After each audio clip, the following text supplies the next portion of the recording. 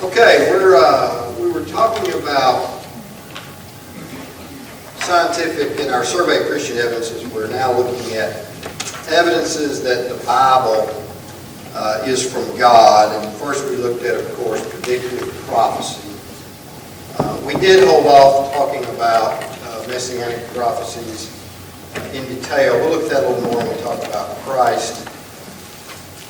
But we also mentioned last week that while the Bible is not a science textbook, it's not a medical textbook, but when it speaks on things that are scientific in nature, if it is a book from God, the creator of the universe, then we would expect it to be accurate. In fact, we would expect it not to include all of the myths and superstitions of the cultures in which it was written.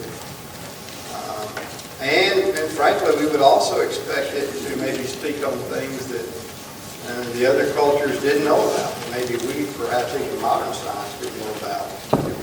So we call those two areas, its scientific accuracy and its scientific foreknowledge. And so last week we looked at the law of biogenesis, the laws of thermodynamics, the numbers of the stars, and we started talking about its medical acumen. And we had some fun last week, really looking at, toward the end of class, all of the, not all, but various prescriptions and treatments that some ancient cultures used, especially the ancient Egyptians, who were known to be the top medical people of the day. And it's interesting that Moses, Stephen says, was raised in all the learning, right, wisdom of the Egyptians.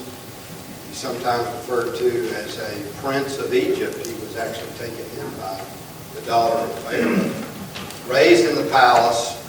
And he would have been trained in all those things, and yet the Pentateuch, books written by Moses, don't contain all of those crazy, weird, and disgusting and funny things we talked about last week. It seems the Egyptians, if you recall last week, had some kind of obsession with various forms of dung and urine when it came to treating people, various animals and humans.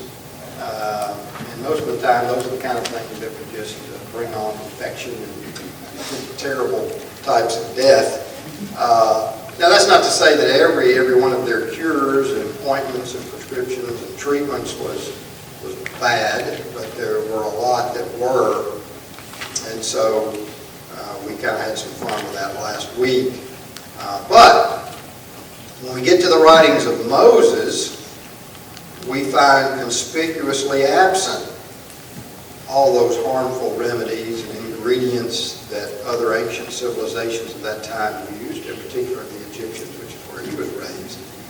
And in fact, what we do find in the Pentateuch is an understanding now, not that the Israelites knew what the base root of the causes were, but what we see in the remedies and in the procedures that God provided for these people when it comes to sanitation and quarantine and other procedures, that there's an understanding of germs and disease that we really didn't understand until really in the last couple of hundred years, maybe even 100, 150 years. And so we want to go through some of those today that's in your list. And if you turn over to, let's start with Leviticus chapter 17.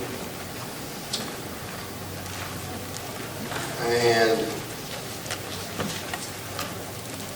3,500 years ago, God told Moses in verse 11, "For the life of the flesh is where? In the blood. And I have given it to you upon the altar to make atonement for your souls. For it is the blood that makes atonement for the soul." Blood atonement was required because the life is in the blood. And blood is a curious substance. And we really don't know all of its capabilities, but we know a lot of it.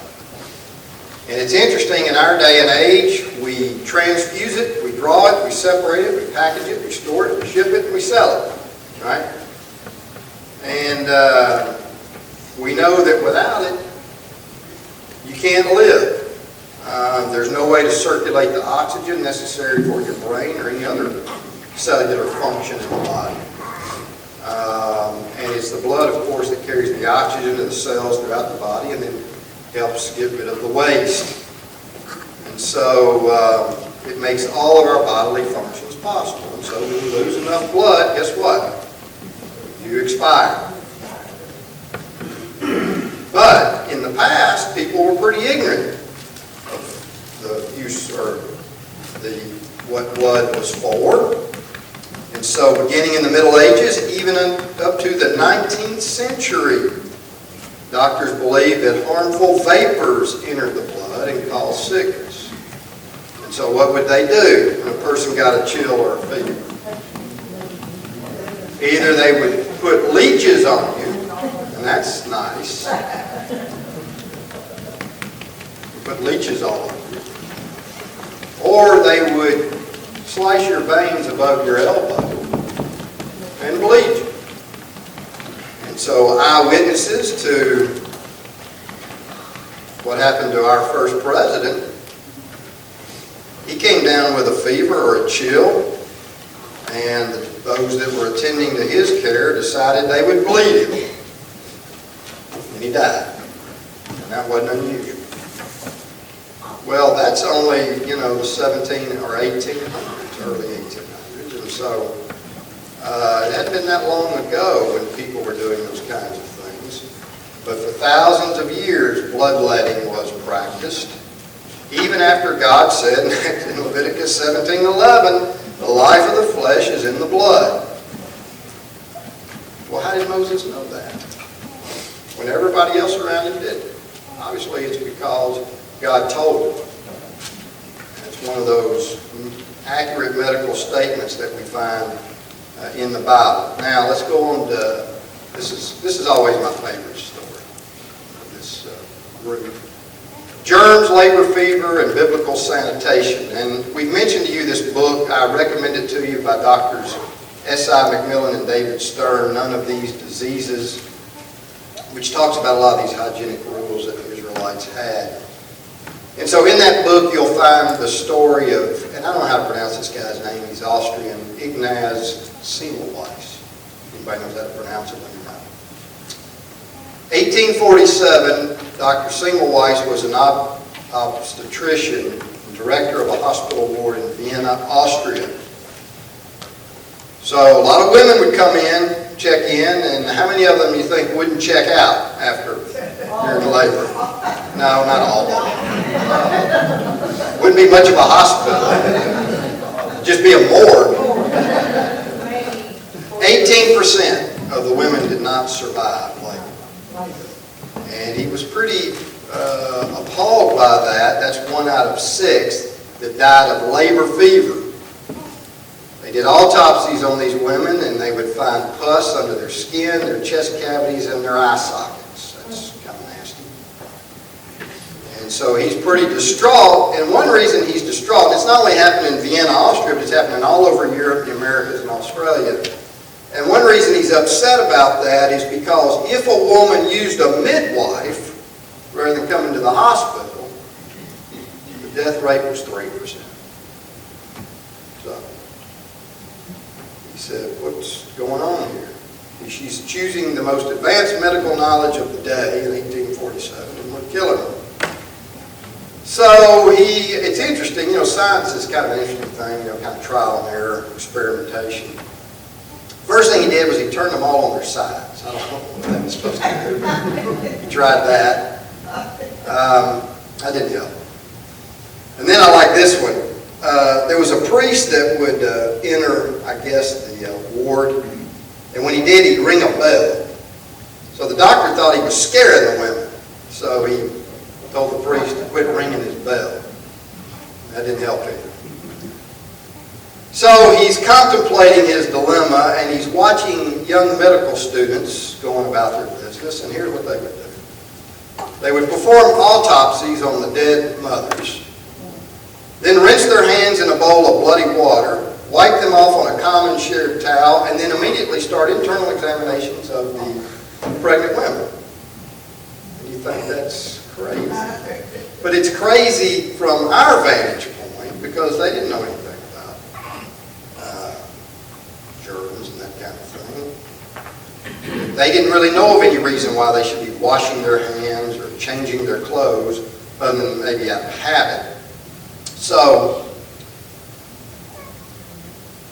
no minimal hygienic practices to kill any germs. So, they didn't know what germs were. They'd never seen one, didn't know what it could do. They thought, again, they're looking at atmospheric conditions, cosmic influences, things of that nature. So here's what he did. He ordered everyone in the ward to wash his or her hands thoroughly in a chlorine solution after every examination. And in 3 months, the death rate in his ward fell from 18% to 1%. And so he's remembered for that. You know, that's a big deal. And we think that's pretty smart, and it is smart. But go over to Numbers chapter 19.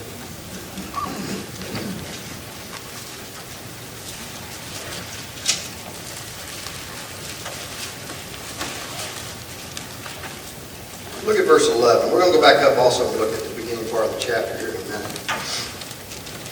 He who touches the dead body of anyone shall be unclean 7 days.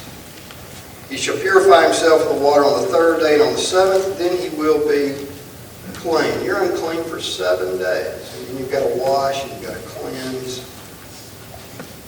But here's the fun part of this chapter, and it's really the verses above that. So, now it's interesting. Some of the injunctions, of course, in the Pentateuch are symbolic in nature.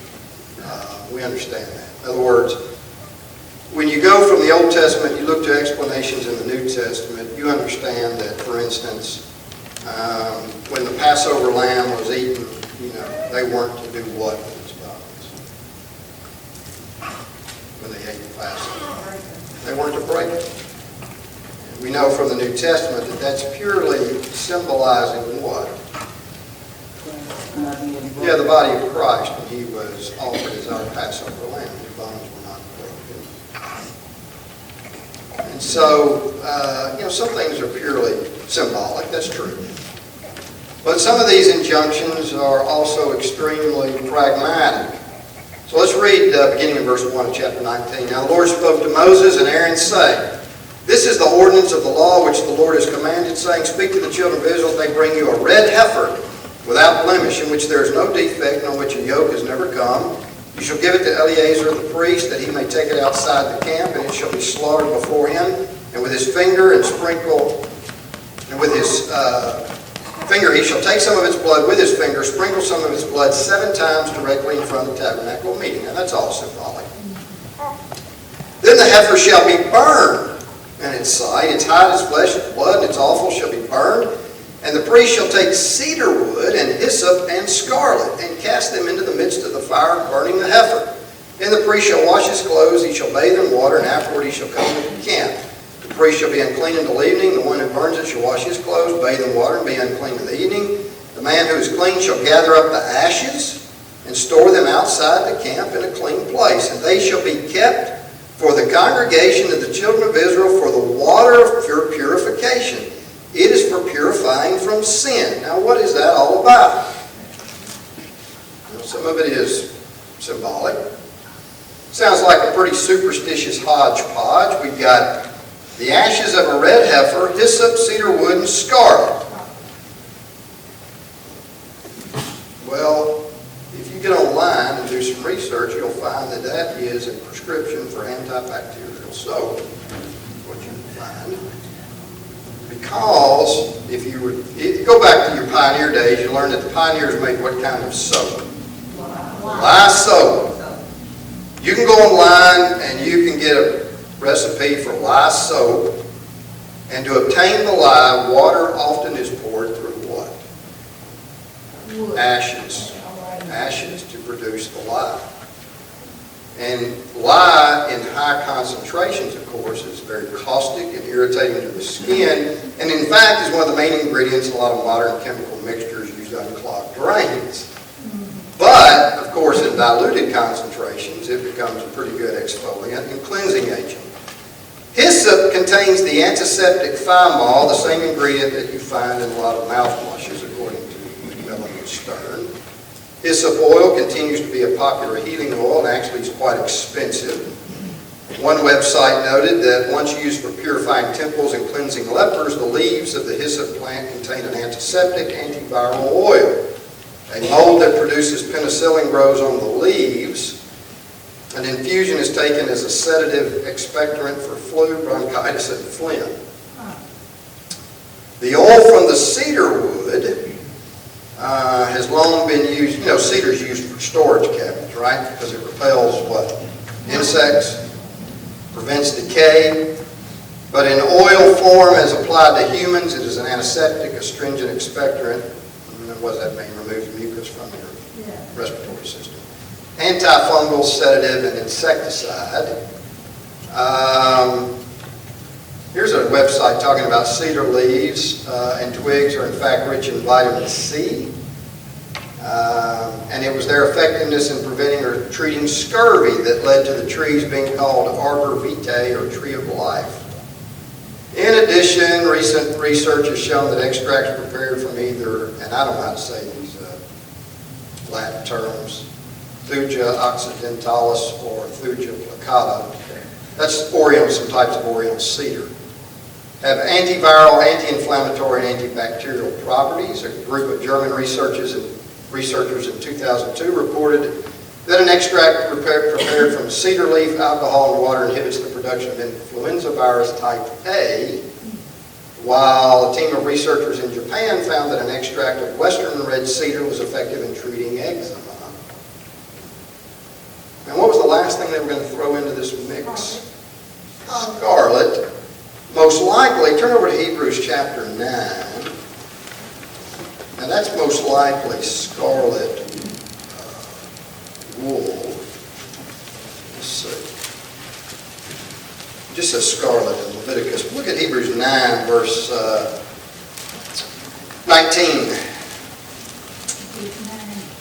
Hebrews 9:19.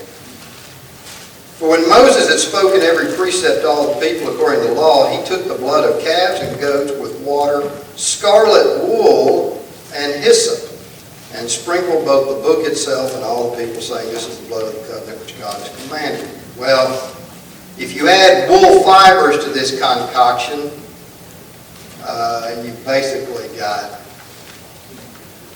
a lot of soap. How did Moses know? I mean, he didn't know. Frankly, Moses didn't know all the properties of this stuff that he was throwing into these ashes for the water purification. But all these people living in close proximity, remember, God says, if you do what I tell you to do, and that's the title of McMillan's book, Dr. McMillan's book, if you do what I tell you to do, I will bring what? None of these diseases upon you that I brought upon the Egyptians. And so he gave them a lot of instruction on how people living, a couple of million people living in close proximity could avoid epidemics and pandemics and all kinds of nasty things.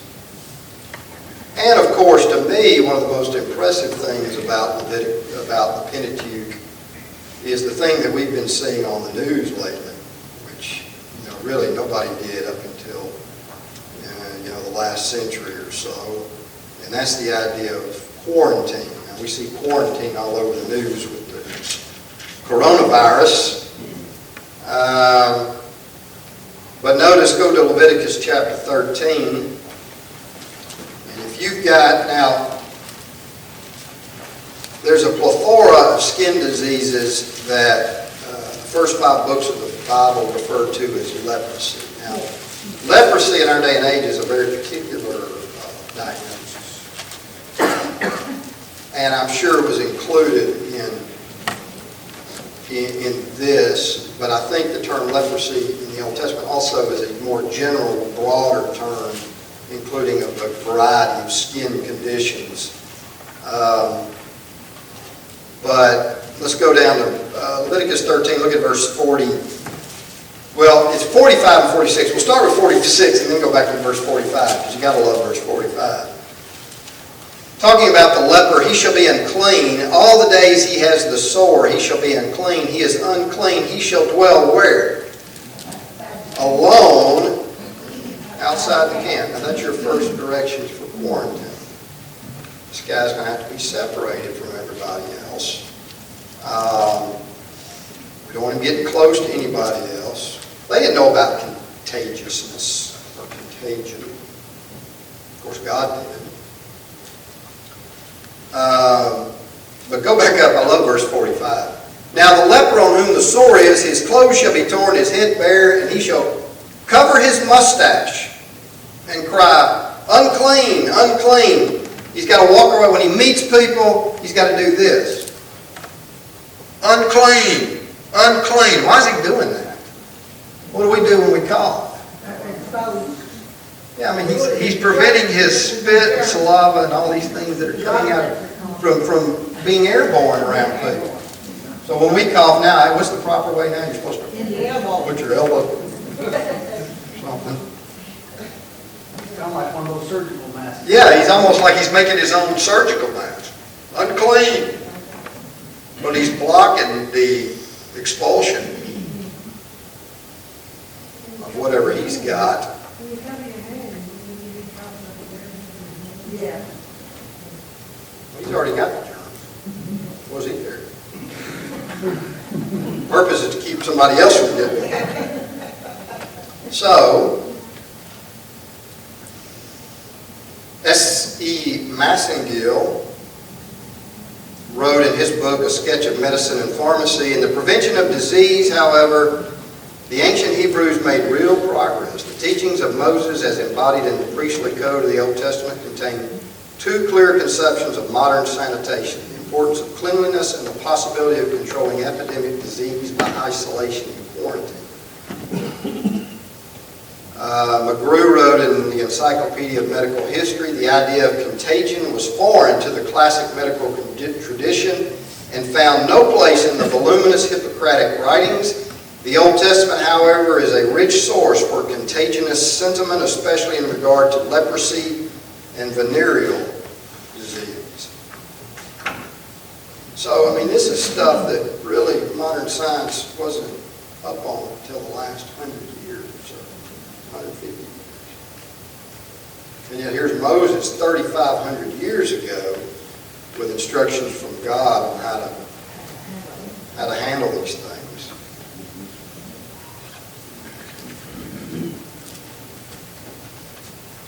Laws of food consumption. Now, some of you love food. I could probably name some names. I like food. It's hard for me to imagine a life in which I couldn't eat pork. I'm sure it's hard for some of you to imagine a life in which you couldn't eat any kind of sea creature except those that had fins and scales. You know, you like all the other slimy creatures that scavenge on the bottom. You know, crabs and lobsters, things of that nature. But God had a reason for these things. For his dietary regulations. And because you understand back then, the food preparation and understanding just wasn't what it is today. Nor could they preserve food like that. In 1953, a guy did a study, David Mott, I think his name, he published it in the Bulletin of the History of Medicine. That's put out by the American Association of History of Medicine and Johns Hopkins Institute, where he tested the toxicity of the meat of animals listed in Leviticus 11 and Deuteronomy 14. In other words, he took the clean and the unclean animals. Clean, those that divide the hoof, both divide the hoof and chew the cud. Compared them to the unclean animals. He also did this, by the way, with birds, the list of birds.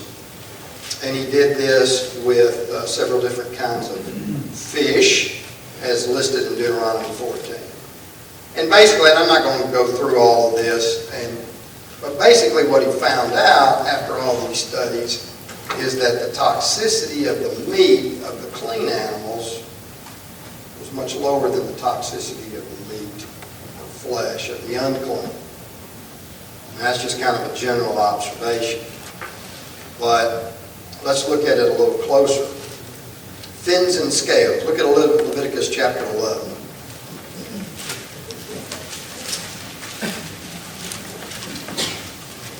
Leviticus 11, verse 12.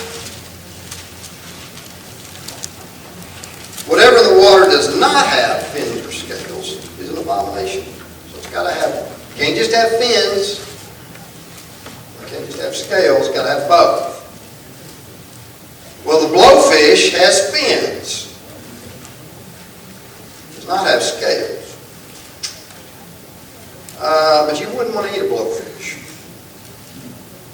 It contains a toxin in its ovaries, liver, and other organs. It's thought to be, it's called tetrodotoxin. It's thought to be 1,250 times more deadly than cyanide.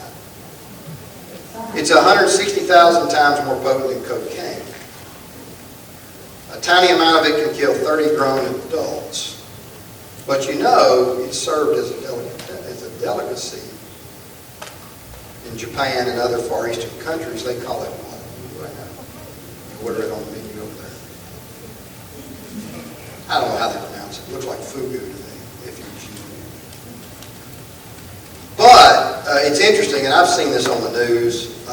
It has to be prepared by certified licensed chefs. In other words, they supposedly know how to successfully remove the toxins before giving it to you to eat. But even then, I mean, some researchers call it the food connoisseur's version of Russian roulette. At one time, I guess they had a law you couldn't serve it to the emperor of Japan, no matter who prepared it. But see, the Israelites wouldn't have been able to eat a blowfish. Because even though he has fins, he doesn't have scales. And then, a lot of you like to eat shellfish, like oysters. At one time the U.S. Food and Drug Administration produced a 12-page tract warning people about the dangers of eating raw or partially cooked oysters. Contains the bacteria Vibrio, vulnificus. Here's what the tract says. This is from the Food and Drug Administration. Oysters are sometimes contaminated with the naturally occurring bacteria Vibrio vulnificus. Oysters contaminated with this can't be detected by smell or sight. They look like other oysters. Eating raw oysters with this particular bacteria is very dangerous for those with pre-existing medical conditions such as liver disease, diabetes, hepatitis, cancer, and HIV. 50% of people who are infected with it as a result of eating raw contaminated oysters die. That's from 2003. What was the red tide growth? Do what? The red tide, they recruited that bacteria, the red tide. Now, I don't have any information on that, but bottom line is, again, we're talking 3,500 years ago, so we might know how to prepare these things nowadays to eliminate some of these issues, but they wouldn't have. God says you're just not going to eat them. Now, I think most of you know about reptiles and salmonella. If you look at Leviticus chapter 11, they would be included in the unclean. But not only are they included in the unclean, they're not clean because they don't obviously walk on hooves and chew the cud. But he goes out of his way, look down in verse 29, goes out of it. So look, if you don't get it, here it is. These are also unclean. Creeping things that creep on the earth. The mole, the mouse, the large lizard after its kind, the gecko, the monitor lizard, the sand reptile, the sand lizard, the chameleon. And he lists all these reptiles. Whoever touches them when they are dead shall be unclean until evening. Well, reptiles, of course, and I think most of you know this, if you've had pet turtles, snakes, lizards, that you have to wash your hands. You touch them. And the reason you do that, of course, is they have a much higher rate of curing salmonella. The Center for Disease Control has actually issued a lot of warnings because of salmonella passed through reptiles. The CDC estimates over 70,000 cases of human salmonella infection a year are related to the handling of reptiles and amphibians. It recommends that homes with children under 5 should not have reptiles as pets. Furthermore, it is true that other animals like dogs and cats can pass salmonella, but as high as 90% of reptiles are natural carriers of bacteria, so much higher percentage than other animals. In fact, it said, some of these people were writing about it, said, you should just assume that every reptile has it. It's probably true. And by the way, you can get it without even touching the reptile. You can just touch something that the reptile has touched. The Association of Reptilian and Amphibian Veterinarians. Boy, that sounds like a fun job. Put out this statement. Salmonella bacteria are easily spread from reptiles to humans. Humans may become infected when they place their hands on objects, including food items that have been in contact with the stool of reptiles.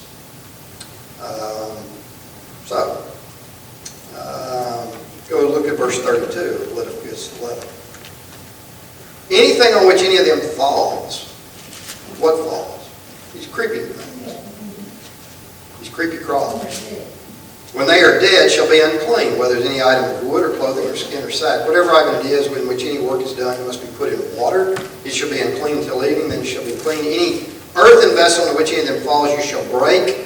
Any such vessel, in such a vessel, any edible food becomes unclean. Any drink that may be drunk from it becomes unclean. And I'm not going to get into it. This is a pretty interesting study. You might go back and look at it on your own. Check the Apologetics Press website. Because I don't think I'm going to get into it in the study. But if you'll notice in these instructions, it'll always say if it's an earthen vessel, in other words, pottery, break it. If it's a wooden vessel, wash it. You don't have to get rid of it. The reason is there are properties in wood.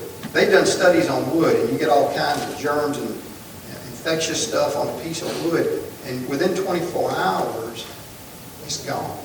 It's like it soaks it up and kills it. It's not even active. Wood is a natural killer of bacteria.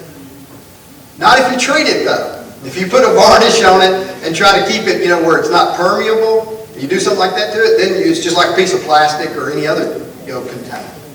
But if you have a wooden bowl that's not been treated, it naturally takes care of bacteria itself. And so the Israelites did not have to destroy their wooden vessels, but they had to break the pot and get rid of it. So it's interesting. And there's some material on that on the Apologetics Press website on those studies. We're not going to get into that. Bats.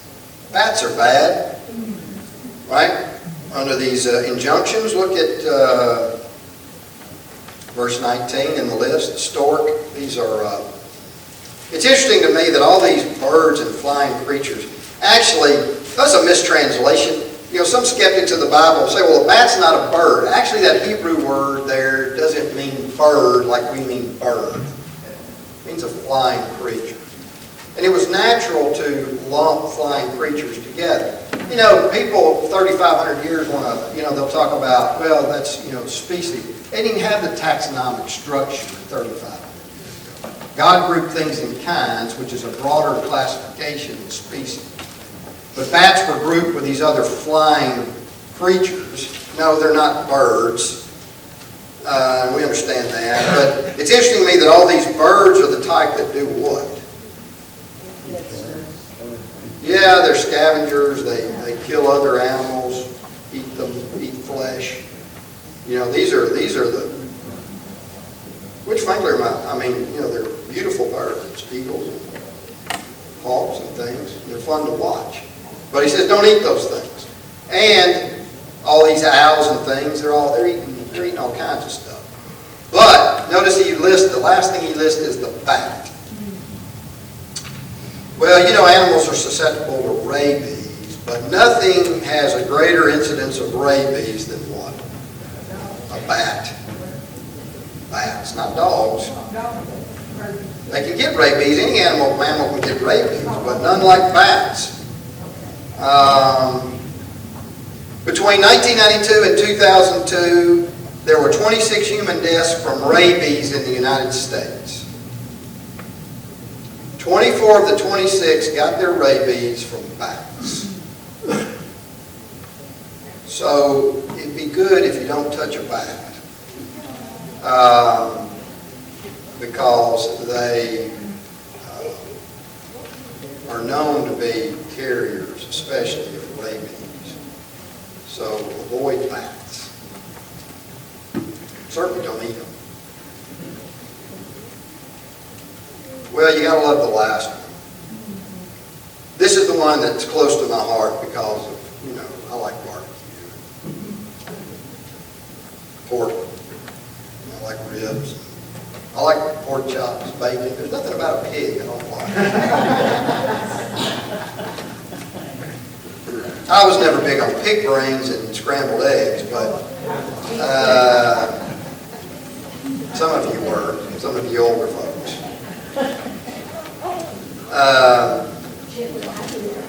I don't know about pig's feet, mountain oysters or anything like that. But the meat stuff I like. But Leviticus chapter 11 verse 7 says, and the swine, though it divides the hoof, it does not chew the cud. Well, we know that pork, if it's not properly cooked, carries trichinosis. And pigs are nasty animals, let's face it, because they will eat anything, including carcasses of dead animals. They're scavengers, and they'll eat anything. And they also are the host of a tapeworm, and I can't pronounce his name, Teniasolium.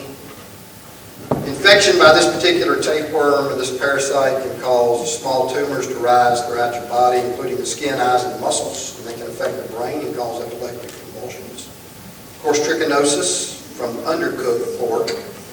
Also another tapeworm, and it's got a long one, Ethiococcus granulosus, comes from water polluted by pigs.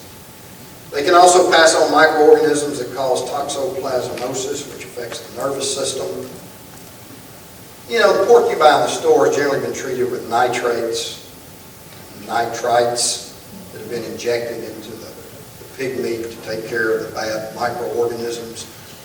And, we generally, the way we keep it, the way we store it, the way we treat it, the way we cook it, it's not a problem for us. But they wouldn't have known that 3,500 years ago. So, he said, don't eat it. Let's see. Last thing on our list under medical acumen, of course, is circumcision. I think most of you studied a little bit about this. The best day for circumcising a male. And frankly, the benefits of circumcision. And we're going to talk about two things. The benefits of circumcision and the best day to do it. Now, you got these wacko lefty groups running around the country with their obscene signs, save the babies from being circumcised, save the male body part, doing all their demonstrating out in California and other places. And they even got stupid state legislators passing laws in some states against circumcision. And somehow that's abuse of a child. These same people, of course, that don't want to abuse a child's private parts will gladly abort a child or kill it even once it's outside the womb. But don't cut a little piece of skin off of him. That's enough of that soapbox. But let's go to Leviticus chapter 17. Genesis chapter 17. Genesis 17, 12 through 14. We'll pick up there next week. Next week. Well, I just circumcised the class. We just cut it short. That's a way of saying I've cut it short.